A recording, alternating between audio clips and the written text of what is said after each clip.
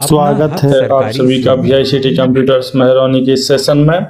और यहाँ हम देख रहे हैं प्रश्न 31 स्टार्ट हो चुका है। हमने 30 प्रश्न 3 सेट में लगा चुके हैं, जिनमें के जो आंसर जहाँ डाउट रहे हों वो आप कमेंट करके हमें बता सकते हैं। क्लास पूरी जरूर देखें, क्योंकि हर एक प्रश्न आपके काम का है और हर एक व्याख्या आपके काम की है। इन्हीं से आपके आगे के प्रश्न बनने हैं। परीक्षा संदर्भ लिया गया भैया, ये गेट का क्वेश्चन है, 2006 से उठाया गया है। UGC नेट 2017 से उठाया गया प्रश्न है, तो मतलब रिपीटेड क्वेश्चन है। आप यदि आगे LT ग्रेड कंप्यूटर टीचर आदि की तैयारी कर रहे हैं तो उसमें भी काम आएगा, या कंप्यूटर से संबंधित कोई भी एग्जाम देंगे उसमें काम आएगा। ठीक है, आगे बढ़ते हैं। दिए गए फ्लो ग्राफ की साइक्लोमेट्रिक कॉम्प्लेक्सिटी क्या होगी? ऑप्शन है 5, 4, 3 और 6। तो आंसर है हमारा सही 5। आगे बढ़ते हैं। कैसे निकाली गई है? तो भैया साइक्लोमेट्रिक कॉम्प्लेक्सिटी सॉफ्टवेयर में स्वतंत्र पथों की संख्या मापती है। इसका सूत्र होता है V bracket G equal to E minus N plus 2P, जहाँ E का अर्थ A से लिया जाता है, N का अर्थ नोट से। ठीक है ना, तो सही उत्तर आपका 5 होगा। ठीक है, ग्राफ की गणना के आधार पर। आगे बढ़ते हैं। प्रश्न संख्या 32। UGC नेट जुलाई 2018 इसरो साइंटिस्ट 2017 से यह प्रश्न लिया गया है। कौन सा कार्य नेटवर्क लेयर द्वारा नहीं किया जाता है? तो इसमें सबसे पहला ऑप्शन है routing, error control, conjunction control और इंटरनेटवर्किंग। ऑप्शन हो जाएगा B सही, एरर कंट्रोल। ठीक है ना, तो यह नेटवर्क लेयर द्वारा नहीं किया जाता है। चलिए बताइए, OSI में नेटवर्क की कितनी लेयर होती हैं? बताएंगे आप लोग जो कंप्यूटर के स्टूडेंट हैं। विश्लेषण की बात की जाए तो जो रूटिंग होती है नेटवर्क लेयर 3 का सबसे मुख्य कार्य है, जो डेटा पैकेट के लिए सबसे बेहतरीन रास्ता तय करता है। ठीक है, इसके बाद बात की जाए एरर कंट्रोल, तो यह सही उत्तर है। एरर कंट्रोल मुख्य रूप से डेटा लिंक लेयर और ट्रांसपोर्ट लेयर द्वारा किया जाता है। ठीक है, कंजेक्शन कंट्रोल नेटवर्क में ट्रैफिक जाम को रोकना लेयर 3 का ही कार्य है। ठीक है, और इंटर नेटवर्किंग अलग अलग प्रकार के नेटवर्क्स को आपस में जोड़ना नेटवर्क लेयर का ही काम है, लेयर 3 वाला ही काम चल रहा है। ठीक है ना, नेटवर्क लेयर के काम ये सभी। आगे बढ़ते हैं। और जबकि एरर कंट्रोल क्या है? डेटा लिंक लेयर और ट्रांसपोर्ट लेयर का। ठीक है भैया, प्रश्न संख्या 33 है। NIELT IT officer 2021 KVS PGT computer science, ये 2 एग्जाम से उठाया गया प्रश्न है, और भी कई अन्य एग्जामों में आया होगा छोटे छोटे। असुरक्षित नेटवर्क पर सुरक्षित रिमोट लॉगिन प्रदान करने के लिए किसका उपयोग किया जाता है? भैया, असुरक्षित नेटवर्क पर सुरक्षित लॉगिन के लिए हम SSH का उपयोग करते हैं।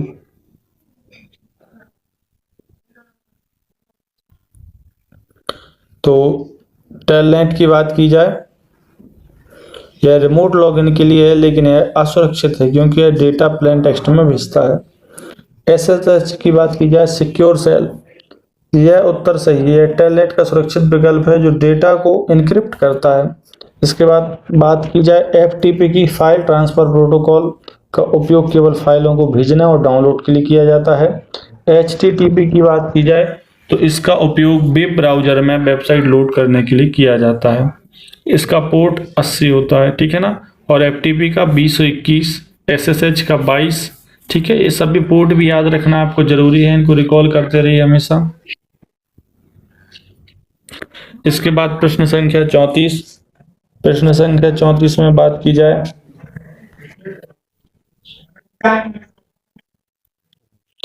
DSSB TGT 2018 से यह प्रश्न लिया गया है। प्रश्न संख्या 34। कौन सा स्टोरेज क्लास के लिए कीवर्ड है? सबसे पहला ऑप्शन है हमारा print F, B external, C auto और D स्कैन ऐप। इसमें ऑप्शन है C ऑटो सही उत्तर है हमारा। आगे बढ़ते हैं, इसका विश्लेषण देखते हैं। Print and D scan app, ये C भाषा में इनपुट आउटपुट के लिए स्टैंडर्ड फंक्शन है, रिजर्व कीवर्ड नहीं है। और एक्सटर्नल में यह गलत स्पेलिंग है। सही स्टोरेज क्लास कीवर्ड एक्सटर्न होता है, एक्सटर्नल नहीं होता है। ठीक है ना, और ऑटो की बात की जाए तो यह बिल्कुल सही है। C में 4 स्टोरेज क्लास होते हैं, ऑटो, रजिस्टर, स्टैटिक और एक्सटर्न। एक्सटर्नल नहीं होता है, एक्सटर्न होता है। ठीक है, आगे बढ़ते हैं। इसमें एक और चीज़ याद रखिएगा, ऑटो स्थानीय चरों को डिफॉल्ट क्लास होता है। ठीक, प्रश्न संख्या 35, यह लिया गया यूजीसी नेट दिसंबर 2019 से और गेट के सीएस से। ठीक है, लास वेगास एल्गोरिदम निम्नलिखित में से किसका एक रूप है? Local search algorithm, randomised pseudo algorithm, randomised pseudo algorithm, pseudo algorithm, randomised algorithm. तो देखते हैं इसमें रैंडमाइज्ड एल्गोरिदम इसका सही आंसर है, डी वाला। इसका विश्लेषण करते हैं कि लोकल सर्च जो है अनुकूलन ऑप्टिमाइजेशन की विधि है, जैसे हिल क्लाइंबिंग। स्यूडो एल्गोरिदम या एल्गोरिदम लिखने का अनौपचारिक तरीका है। ठीक है, स्यूडो कोड है।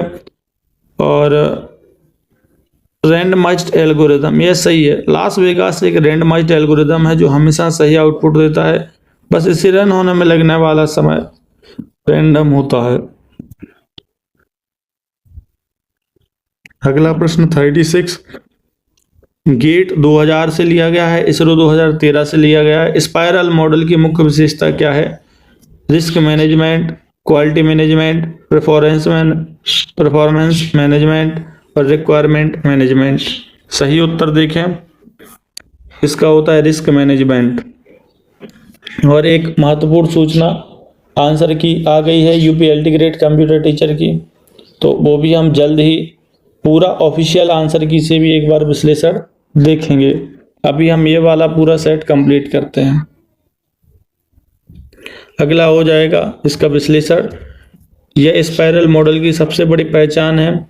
हर स्पाइरल में सॉफ्टवेयर के जोखिमों का मूल्यांकन किया जाता है। गुणवत्ता प्रबंधन या क्वालिटी इंश्योरेंस का हिस्सा है। प्रदर्शन प्रबंधन या परफॉर्मेंस और लोड टेस्टिंग से जुड़ा है। आवश्यकता प्रबंधन या वाटरफॉल मॉडल है। सबसे मुख्य शुरुआती चरण है। ठीक है, आगे बढ़ते हैं। वाटरफॉल मैनेजमेंट सबसे बढ़िया क्यों माना जाता है?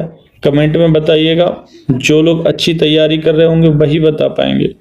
SSC IMD 2017, RRB JE IT 2019 में यह प्रश्न लिया गया है। मल्टीकास्ट के लिए कौन सी आईपी क्लास प्रयुक्त होती है? Class A, class D, class B, class C. उत्तर देखते हैं। इसका सही उत्तर है क्लास डी। आगे बढ़े। विश्लेषण की बात की जाए तो ए क्लास बहुत बड़े नेटवर्क्स के लिए, यूनिकास्ट के लिए क्लास डी यह सही है। इस क्लास के आईपी एड्रेस का उपयोग एक साथ कई लोगों को डेटा भेजने यानी मल्टीकास्टिंग के लिए किया जाता है। क्लास बी मध्यम आकार के नेटवर्क्स के लिए और क्लास सी छोटे नेटवर्क्स के लिए, यूनिकास्ट के लिए किया जाता है। इनका कोड भी याद रखना हमें जरूरी है। क्लास ए 1 से 126 तक रहता है।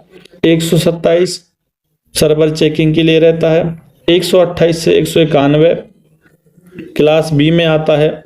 क्लास सी में 192 से 223 आता है और क्लास डी 224 से 239 तक माना जाता है। ठीक है, आगे बात की जाए प्रश्न संख्या 38 पे, तो UPLT grade computer teacher previous year ही आया था। ठीक है ना, पिछली साल ही यूपीएलटी ग्रेड कंप्यूटर टीचर में पूछा गया था सी भाषा में फाइल किस प्रकार का डेटा टाइप है? INT, 4, स्ट्रक्ट, इनमें से कोई नहीं। उत्तर देखते हैं। इसका सही उत्तर है स्ट्रक्ट। ठीक है ना, किस प्रकार का डेटा टाइप है? स्ट्रक्ट।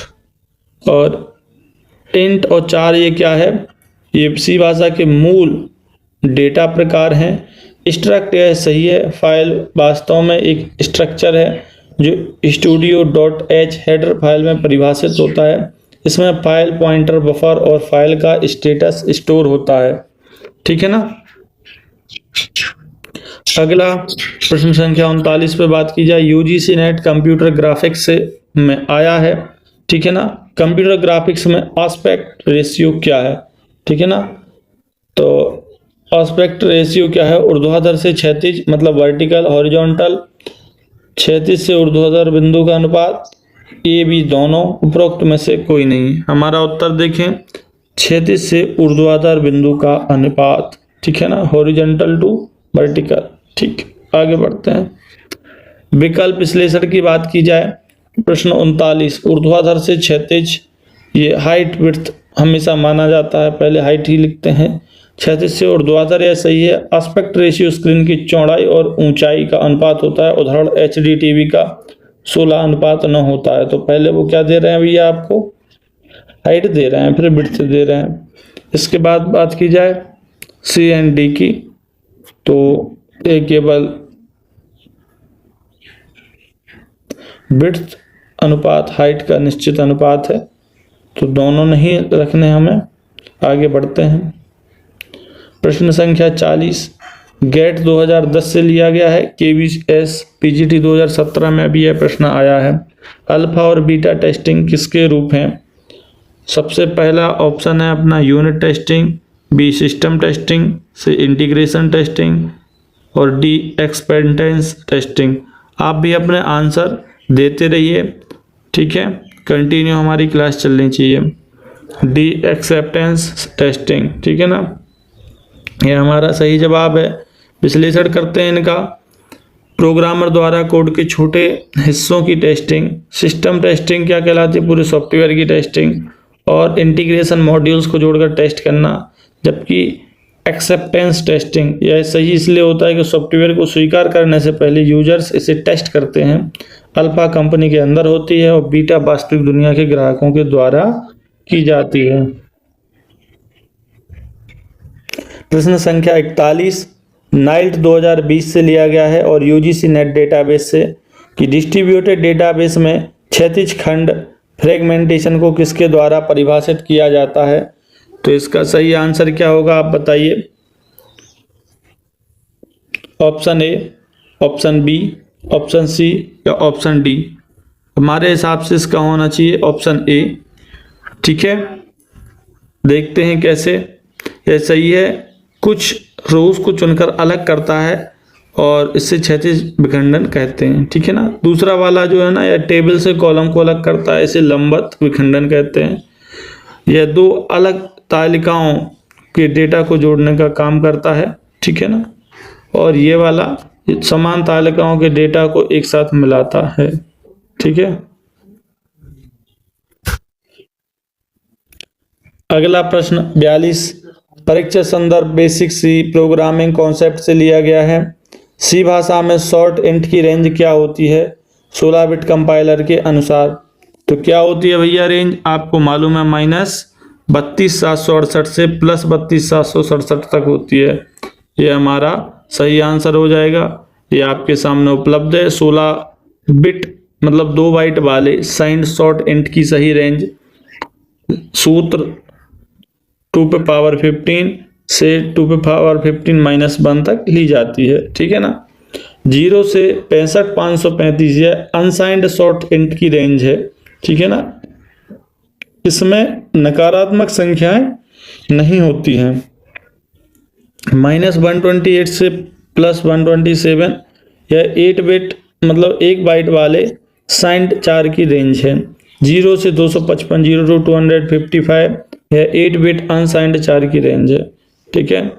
प्रश्न संख्या 43, UGC नेटवर्क सिक्योरिटी से ISRO 2018 से लिया गया है।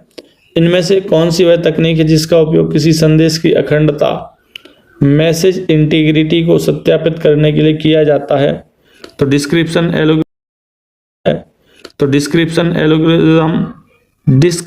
Algorithm, digital signature protocol, message digest.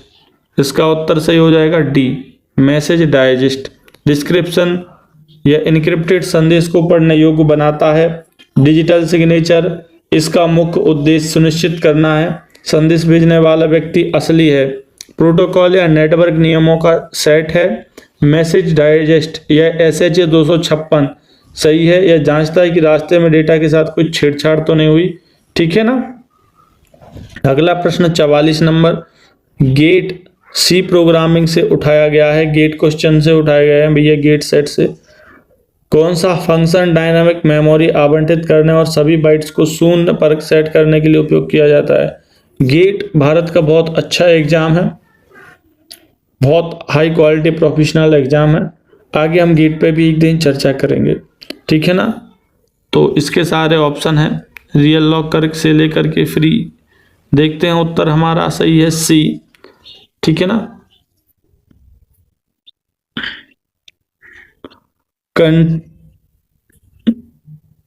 ये हमारा रियल लॉक पहले से आवंटित मेमोरी को आकार बदलने के लिए, फ्री आवंटित मेमोरी को खाली करने के लिए। कंटिन्यूअस अलोकेशन यह मेमोरी आवंटित करता है और उसे डिफ़ॉल्ट रूप से शून्य से इनिशियलाइज कर देता है। मेलॉक यह मेमोरी आवंटित तो करता है लेकिन उसे शून्य नहीं करता, उसमें गार्बेज वैल्यू पड़ी रहती है।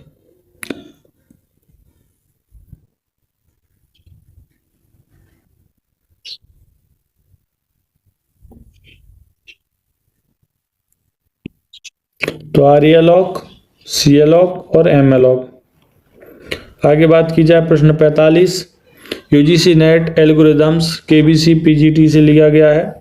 क्रुस्कल एल्गोरिदम का उपयोग करके न्यूनतम लागत वाला स्पैनिंग ट्री निकालते समय किसका ध्यान रखा जाता है?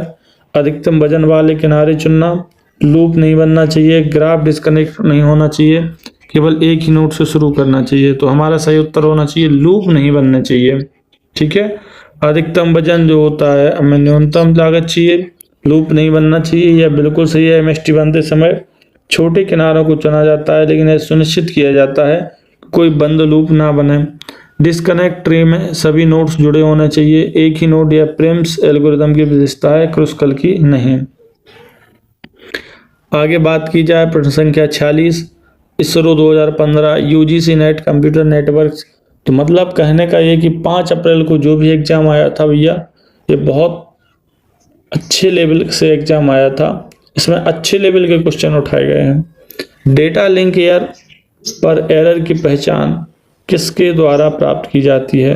Hamming codes, bit stuffing, cyclic, redundancy, check, CRC जिसे बोलते हैं हम लोग। उपरोक्त में से कोई नहीं, हमारा सही उत्तर हो जाएगा सी, सीआरसी। हैमिंग कोड्स, इसका उपयोग एरर खोजने के साथ साथ उसे सुधारने के लिए भी किया जाता है। यह फ्रेमिंग तकनीक है। बिट सफरिंग एरर चेकिंग नहीं करती। सीआरसी यह सही है। डेटा लिंक लेयर पर डेटा में होने वाली त्रुटियों को खोजने का सबसे लोकप्रिय और मजबूत तरीका है, ठीक है। सीआरसी सही है, इसलिए डी ऑप्शन होगा नहीं भैया। 47वें प्रश्न की बात की जाए जो कि सी प्रोग्रामिंग बेसिक से उठाया गया है। फंक्शन में प्राप्त मान को कीवर्ड का उपयोग करके वापस मेन में दिया जाता है भैया। किस प्रकार का? स्टैटिक, रिटर्न, न्यू या वॉलेटाइल। तो इसका सही हो जाएगा रिटर्न। फंक्शन में प्राप्त मान को रिटर्न कीवर्ड का उपयोग करके मेन में दिया जाता है। देखिए स्टैटिक क्या होता है, तो यह वेरिएबल के मान को मेमोरी में बनाए रखता है। रिटर्न अपना समझ में आ ही गया। न्यू से C++ में मेमोरी आवंटन होता है। वॉलेटाइल या कंपाइलर को वेरिएबल ऑप्टिमाइज करने से रोकता है। अगला प्रश्न 48 क्लाउड कंप्यूटिंग एंड सिक्योरिटी। सुरक्षा की दृष्टि से कौन सा क्लाउड कंप्यूटिंग में प्रत्यक्ष रूप से एक जोखिम नहीं है? ऑप्शन ए विनियामक अनुपालन, बी, सी, डी। तो हमारा सही ऑप्शन है भैया बी, क्लाउड आर्किटेक्चर, ठीक है। आगे बढ़ते हैं। अनुपालन जैसे जीडीपीआर का पालन ना होना बड़ा जोखिम है। आर्किटेक्चर स्वयं कोई जोखिम नहीं है बल्कि यह तकनीकी ढांचा जिस पर क्लाउड काम करता है। एडमिन पासवर्ड का चोरी होना सबसे बड़ा जोखिम है। और डेटा किस देश के सर्वर में स्टोर है, यह सुरक्षा जोखिम है। आगे बात की जाए 49 प्रश्न 49वां प्रश्न जो कि सॉफ्टवेयर इंजीनियरिंग में SDLC में पूछा गया है। सभी सिस्टम तत्वों के विस्तृत कार्यात्मक विनिर्देश फंक्शनल स्पेसिफिकेशन SDLC के किस चरण का आउटपुट है? विश्लेषण, परियोजना योजना, तार्किक डिजाइन और भौतिक डिजाइन। तो हमारा ऑप्शन ए ही सही है, विश्लेषण, ठीक है ना, एनालिसिस। रिक्वायरमेंट एनालिसिस का मुख्य आउटपुट SRS होता है जिसमें सभी विस्तृत कार्यात्मक विनिर्देश लिखे होते हैं। इसमें फीजिबिलिटी रिपोर्ट बनती है, योजना, तार्किक डिजाइन, इसमें डीएफडी और ईआर डायग्राम बनते हैं। भौतिक डिजाइन की बात की जाए, इसमें डेटाबेस स्कीमा और कोडिंग आर्किटेक्चर तय होता है। अगला प्रश्न है 50वां हमारे इस सेट का अंतिम प्रश्न। परीक्षा संदर्भ GATE 2014 data structure order M के एक बी ट्री में एक नोड के अधिकतम कितने चिल्ड्रन हो सकते हैं? तो बताइए, क्या आता है? बताएंगे नहीं? ठीक है, मत बताइए, हम उत्तर देखते हैं। ऑप्शन ए हो जाएगा एम। ठीक है, तो उत्तर बताते जाइए, इससे हमारे लिए कुछ नहीं मिल रहा, हमारे पास तो उत्तर है ही। आपकी और आपके अन्य सहयोगियों की सहायता होती रहेगी। और जो भी हम प्रश्न पूछते हैं, आज आपके लिए एक प्रश्न दिया जा रहा है होमवर्क के रूप में कि भैया बताइए सी प्रोग्रामिंग की शुरुआत किस वर्ष से हुई? इसका जो भी सही आंसर देंगे वह अपना कमेंट में हमारे सामने प्रस्तुत करेंगे। बहुत बहुत धन्यवाद, थैंक यू सो मच, नमस्कार। मिलते हैं अगले सेशन में जल्दी ही। तब तक आप हमारे चैनल को सब्सक्राइब जरूर कर लें और अपने सभी सहयोगियों को शेयर कर दें।